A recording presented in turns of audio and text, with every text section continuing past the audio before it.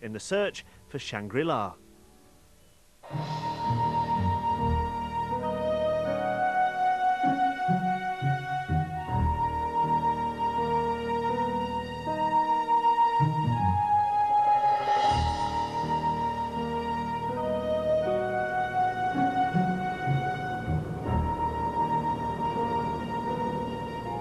I think we all dream of finding Shangri-La, a paradise where everything is perfect and you never grow old. The Tibetans say Shangri-La really does exist, a hidden valley beyond the Himalayas where only the pure in heart can hope to enter. Much of my life has been spent traveling and writing about Asia, the plains, the deserts, the people, the wildlife and the jungles, but never the mountains. This is virgin territory, a different kind of adventure. The legend of this lost paradise is buried deep in Tibetan history, a legend so powerful that Shangri-La has become part of Western culture, a mythical kingdom at the center of the world, yet impossible to find. I'm on my way to meet an old friend of mine who says he knows where it is. He's been researching the mystery of Shangri-La for 10 years. He's historian Charles Allen. Way! Professor, how are you? Mr. Mark Shan, sir. Twice Charles has tried to get there. The first time, 2 of his fellow travelers died. The second, he was driven back by bad weather. I admit, I'm nervous and a little skeptical. And Forbo.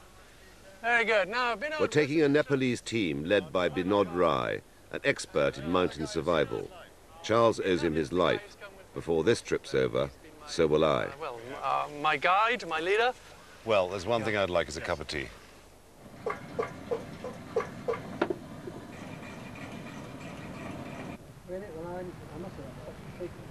Charles and I share a common bond, a passion for strange and far-flung places. But Charles is an academic, and I believe that this is a serious quest, not some wild goose chase. What we're looking at is something older than Buddhism. We're looking to try to find the remains of a civilization which preceded Buddhism, which inspired and influenced Buddhism, and it's the ruins of that civilization that I want to find. Which is Shangri-La. Because that's what inspired Shangri-La, which comes out of a legend called Shambhala, but I mean it got westernized into Shangri-La. We're searching for this lost civilization in one of the most isolated corners of the planet, the high plateau of far western Tibet. Whatever we need, we have to carry in. Food for a month, all the film equipment, and a few comforts to offset the rigors of Tibet.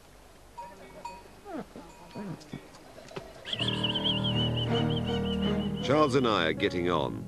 We only rough it when we really have to. So for this first stage through Nepal, we've hired 17 mules and a few porters.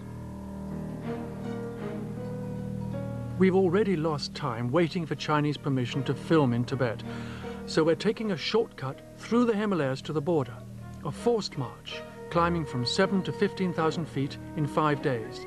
That doesn't leave much time to adjust to altitude.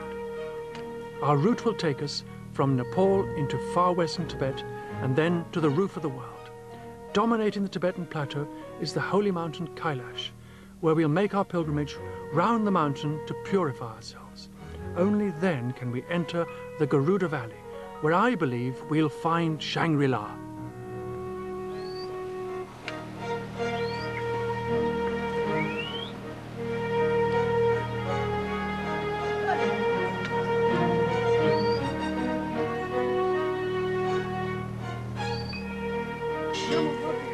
I'm totally knackered. I wish I'd done more training. We're already desperately short of time.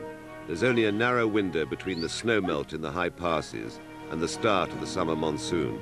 And this year, it looks like it's come horribly early.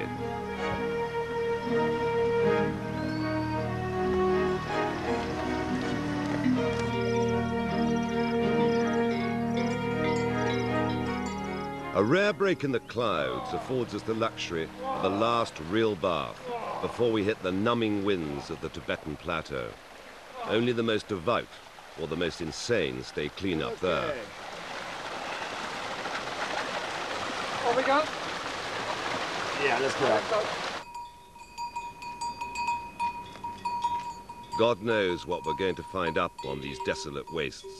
I can only hope that Charles does. I expect to find the ruins of a civilization which in the past was considered to be a perfect place. And what happened?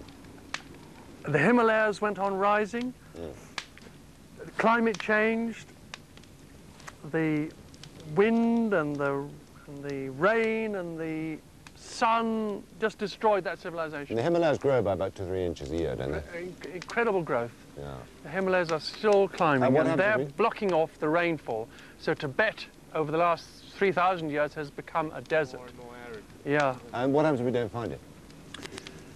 I'm personally going to throw you off the bloody cliff. Bad karma for us. Bad karma.